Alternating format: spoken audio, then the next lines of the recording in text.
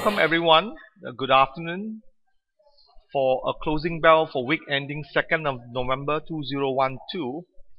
You can see here what I'm trying to do is try to update the chart that I showed you in this morning 11 o'clock closing bell for the 5-year fundamental trend that I pick it up from Bloomberg, which I find it very useful for myself.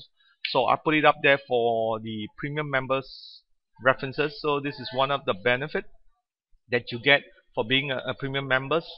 This actually tells you the PE for the last 5 years since 2008 for the KLSE is in the white color and the orange color is the SGX Singapore index.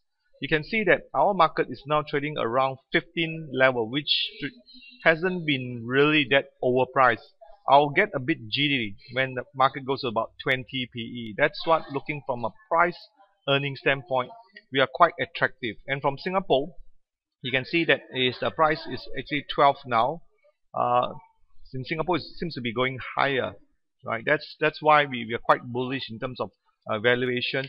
Book for value, Malaysia is a bit overpriced. The book value currently is 2 times of the price to the book value. We prefer to be around 1.2 or 0.9. You may be paying a bit more in terms of price.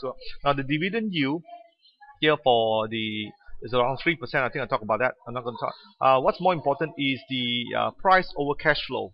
What it simply says that the amount that you're paying is about 17 times. The cash flow should be around the same as the PE. Generally, you don't want to be paying more than 20 times of the cash flows, and companies that doesn't pay any cash flows, don't invest in it, because if they can't generate the cash flows, how are they going to pay dividend? Okay, I hope what I said this makes sense. Right, just give me any feedback if you'd like to know more about these kinds of valuation that you use, because it does tells a lot about the market and the picture where we are now. Okay, and this is also one of the requests came in by our premium members, Mr. Hong. They want to look at the premium.